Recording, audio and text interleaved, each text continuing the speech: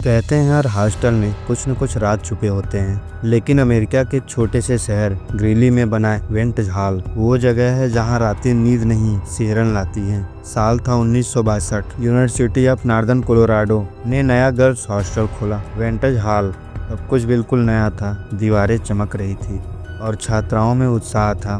उन्हीं में से एक थी इडना हार्पर, जो बहुत शांत और पढ़ाकू लड़की थी। कहते हैं वो अपने कमरे में अक्सर अकेली रहती थी और रात के वक्त किसी से बात करते हुए सुनी जाती थी, लेकिन कमरे में कोई नहीं होता था। रात इडना के कमरे से किसी के चीखने की आवाज़ आई। लोग दौड़कर पहुंचे। दरवाज़ा अंदर से बंद था। जब दरवाज़ा तोड़ा गया, इडना ज़मीन पर पड़ी थी। उसकी आंखें खुली थी, लेकिन वो कहीं और देख रही थी, एक ऐसी जगह जहां शायद सिर्फ वो ही देख सकती थी, और मौत की वजह आज तक नहीं पता चल पाया। सालों बाद समय बीतता गया। हॉस्टल में नई लड़कियां आती रही, लेकिन कमरा नंबर 217 जहां एडना मरी थी आज तक किसी को नहीं दिया गया।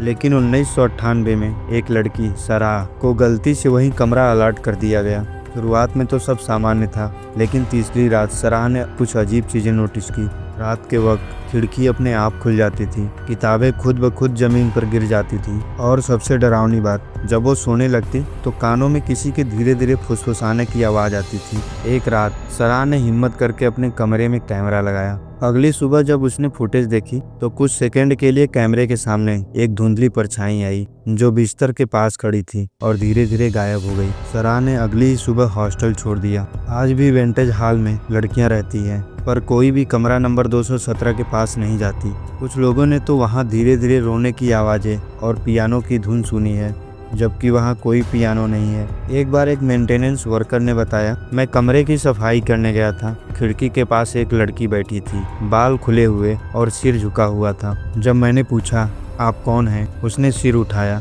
और गायब हो गई।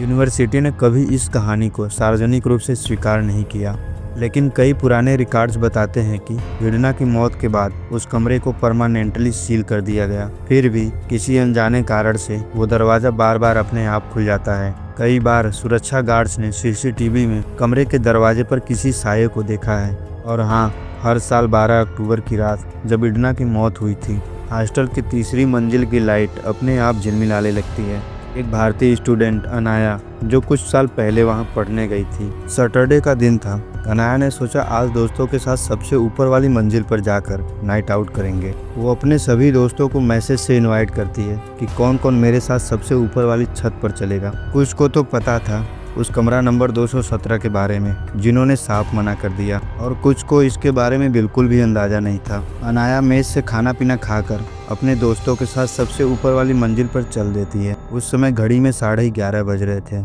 हॉस्टल वालों ने उस थर्ड फ्लोर पर जाने वाले के लिए कुछ रूल बना रखे थे, जिसमें से रूल नंबर 1 था, यदि आप रूम नंबर 217 के आसपास जाएं तो सबसे पहले अपना मोबाइल का फ्लैश ऑन कर लें। रूल नंबर 2, यदि कोई आपका नाम लेकर पुकारे तो आपको पीछे नहीं मुड़ना है। रूल नंबर 3, यदि कोई लड़की आपके सामने हेल्प की आवाज़ से आ जाए तो उसकी मदद नहीं करनी है, बस चेहरे पर मुस्कान लिए आगे बढ़ जाना है।